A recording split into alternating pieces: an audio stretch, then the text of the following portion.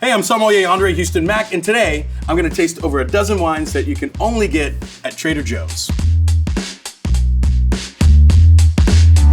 So word on the street is that TJ sells about 40 million bottles of wine a year. That's quite a bit. Today, we decided just to only focus on the wines that were branded under the Trader Joe's brand, and then one of them that made them pretty famous. So I think we'll start there.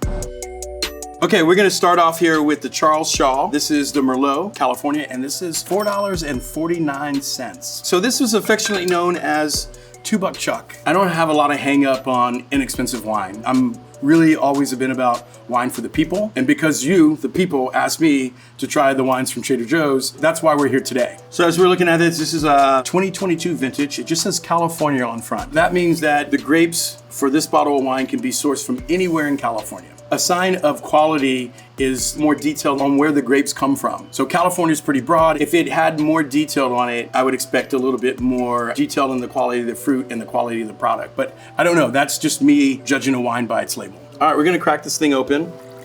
There's a little greenness on the nose here, so slightly vegetal. Underneath that, there's some plum, raspberry, blackcurrant. On the palate, it's probably more like chocolate-covered raspberries or currant. Tastes somewhat smoky. Generally speaking, less expensive wines, in order to make them affordable, they don't spend a lot of time in new oak barrels. Valued style wines under a certain price point, definitely at this price point, tend to be done in stainless steel. But a lot of times what they do is they'll have wooden staves inside of the stainless steel to impart some of the flavoring that you get from oak. They could use oak chips. I've seen people use sawdust. So there's lots of ways to kind of achieve the oak or mimic the oak flavoring. It's not authentic, right? So you can tell it right away. On the nose, it felt like it was vibrant with lots of fresh fruit, but on the palate, it feels somewhat dull and not giving anything, kind of almost shut down, numb, if you will. But then really, am I really going at this $4.50 bottle of wine this way? I think if it delivers you pleasure, you like to drink it, it's great, but to me, I think it's mid. I've had worse at a higher price point. Moving right along, this is Trader Joe's Reserve. This is their Pinot Noir from Santa Barbara County, and this is $9.99. Pinot Noir for under 10 bucks. That's definitely a rare find, especially domestic. Let me explain how Trader Joe's accomplishes this. It's called white labeling. Trader Joe's doesn't own a winery or anything like that. Trader Joe's is just basically selecting the wines and working with producers that they like. Then they ask them to put the Trader Joe's logo and label on it, and hence, this is what we have here. It has the name where it was produced and bottled. It'll tell you whose license it is, and so that will give you some insight to who actually made the wine and what brand it is. And then a lot of them also have these lot numbers on it. The idea is that you'll be able to recognize the particular lot that you enjoyed. First off, this has what I like to call the P-Funk. Pinot Noir always kind of has like this funk element to it. Underneath that is like just a hint of cherry, more raspberry, tad bit of earth, but like just more like dried dirt. This wine is too alcoholic. All you get is this burning sensation in your mouth, just heat. Right now, this wine is somewhat undrinkable to me. It's pretty hot. Like I would dunk this in some ice. By dunking this wine into some ice cold water or chilling it, will just kind of take away some of the burning sensation that you get from high alcohol wine. When red wines are served warmer than they should be, it just really accents the alcohol in the wine, and so it just kind of makes your mouth flare up. Red wine temperature, I generally like around 65 degrees. When I say chilled, I'm thinking around 55 degrees. The reason why I don't like this wine is because it's too much alcohol and not enough fruit.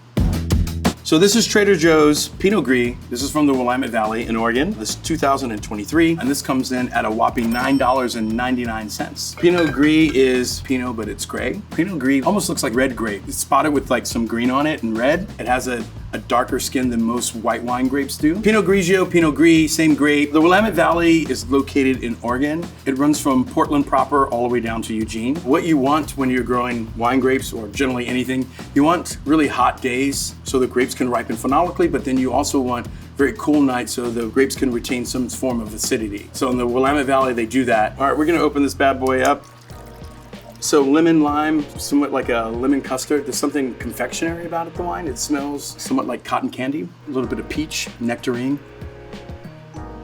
There's some residual sugar in the wine, but the acidity is pretty high, so it finishes pretty clean, but you do get the sweetness on the palate. Pretty good. This is pretty good. I like this. When we talk about residual sugar, you hear people say the wine wasn't ferment all the way dry. Yeast is gonna eat the sugar and produce alcohol. That's called fermentation. At any given point, you could stop the fermentation, so not all the sugar has been consumed by the yeast if you wanted the wine to be sweet. This tastes like it has a very small tad bit of residual sugar left in the wine, so it wasn't fermented all the way dry. Yeah, I think $9.99. This is great. If I could get it for $4.49 and the same bottle, I would buy truckloads of it. For Willamette Valley designate and not just Oregon or like California, already that means that you're getting some type of quality. This is a winner for me.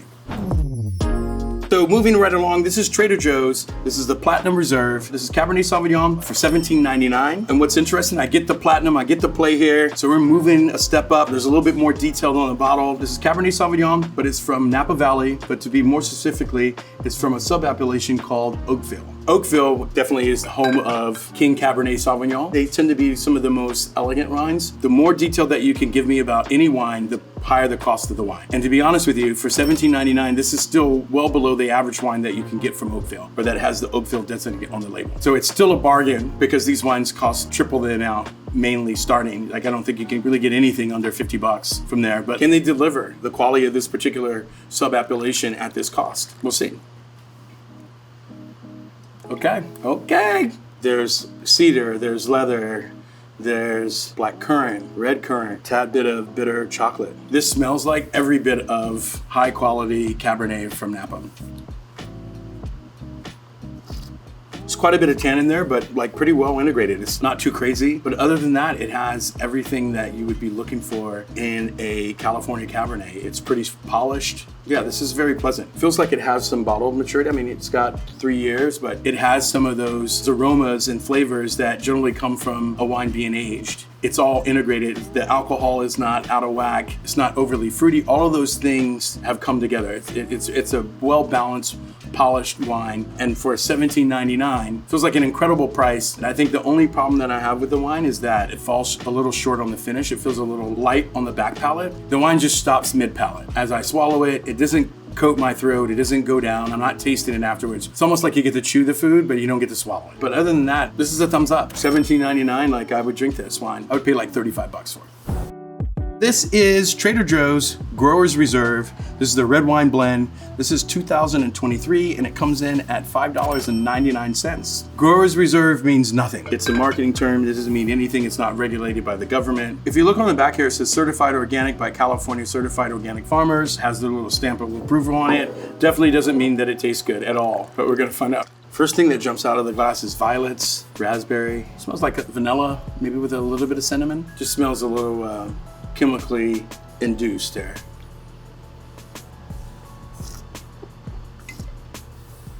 Yeah, I can't do this.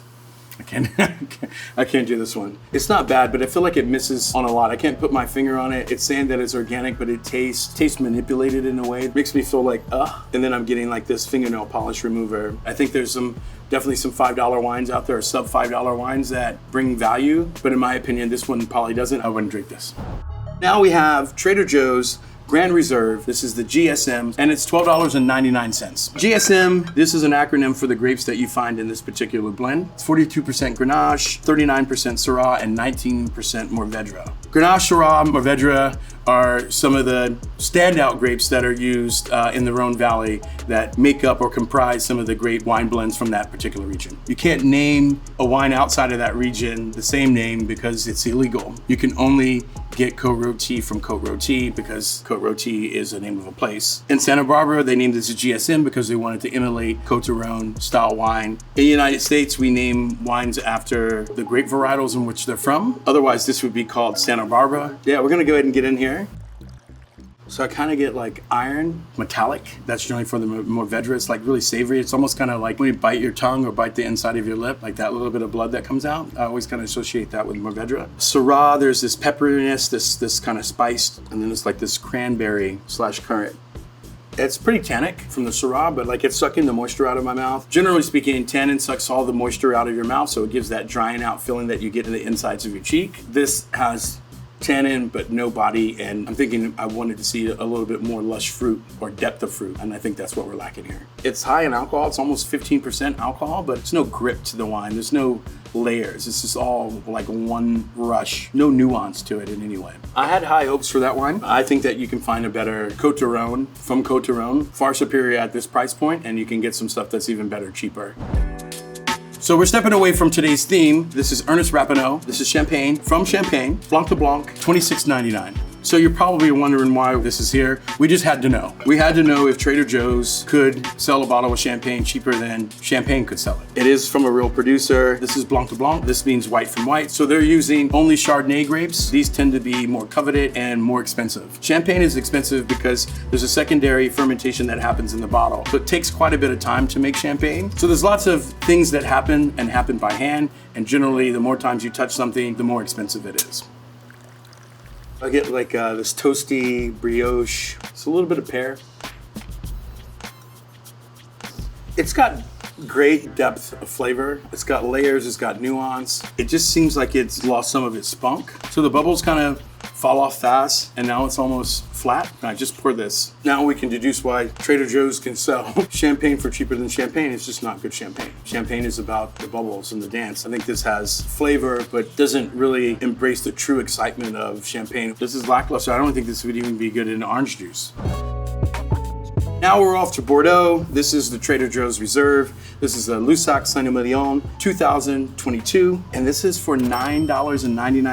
Lussac Saint-Emilion is on the right bank of Bordeaux. They're generally known for making wines that are Cabernet and Merlot heavy, and these are, lower level tiered wines from Bordeaux that actually carry some weight. Lots of people drink them. Generally, these are where you go to find value. What's prominent on this label is a name that most people can't even pronounce. So Lussac Saint-Emilion is a particular area within a certain region of Bordeaux. And they all have their different laws and rules that you have to abide by, what grapes you can use. They put the name on there so it means something. It's not a generic name or a fanciful name. Lussac Saint-Emilion does garner some respect for the quality and some distinction of how these wines are made and how they taste. This will be the second wine, first wine outside of Champagne that we taste that's an import.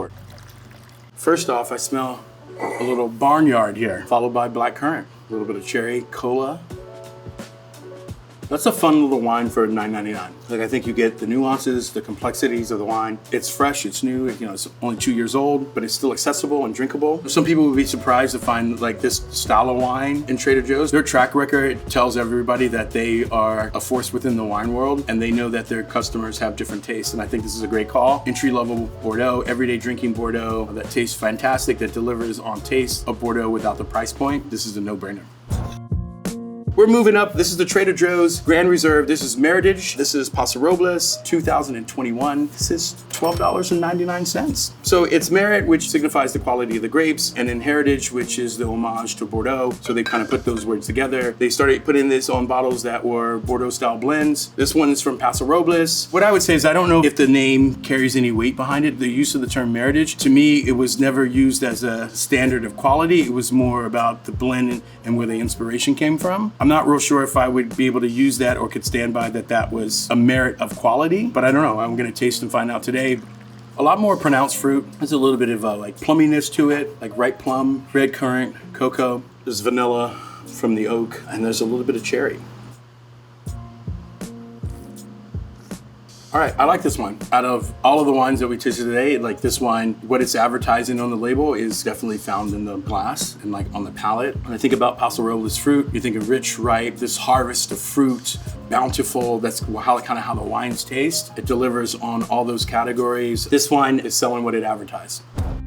Trader Joe's Reserve. This is Rosé of Pinot Noir, 2023 for $9.99. Rosé is a light skin contact red wine. Rosé comes in contact with the skins for a little bit of time and it produces rosé. Generally, rosé is made from red grapes with some skin contact. Conversely, orange wine is skin contact white wine. On the label here, they want to signify that it's from Pinot Noir. Generally, that makes it expensive. All right, we're gonna hop in here.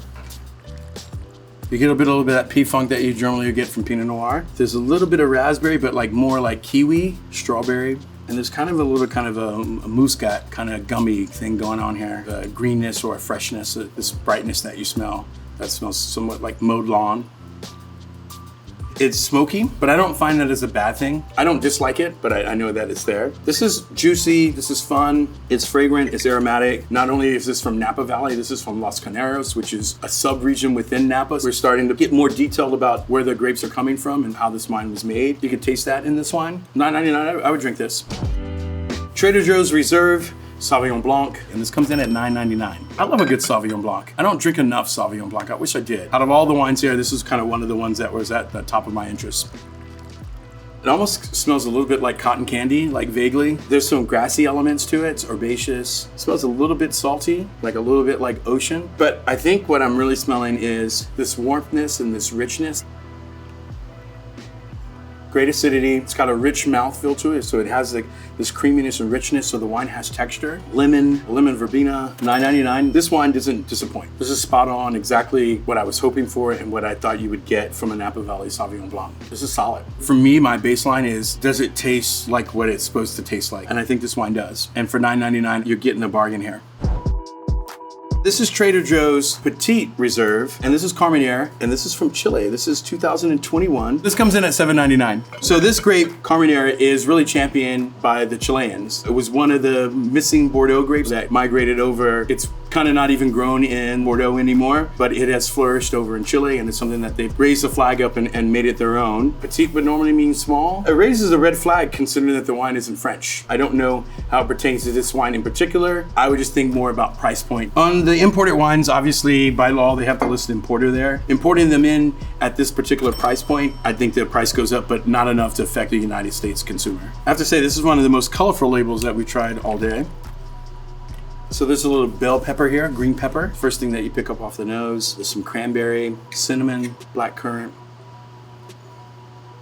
This wine has flavor, depths and depths of flavor. It's astringent, but like not overly crazy, just like the right amount. Lots of fruit, right? So there's depth and breadth of it. It's really ripe fruit. For $7.99, it hits on the mark of like what you want a wine to have. It has impact, it has flavor, it has ripeness, it has richness to it. It's lacking in just a tad bit of acidity, but like I think this is a really fun bottle to explore without lots of financial repercussions. For $7.99, I think this is a fun pizza, Netflix and chill kind of movie vibe. Trader Joe's has everybody's wine taste covered. They have a sea of wine, an ocean of wine. You can try a plethora of wines that won't break the bank. It seems like a great place to start if you're a novice and a beginner in wine and want to just taste different flavors and different styles of wine. I think it's a cool place to shop. We're not even rolling, are we? We're not, right? He didn't even do did he do the thingy? He did the thingy? I'm not trying to with anybody's job. I'm just saying, I didn't see it. I'm completely in you guys' hands. I'd be here all day.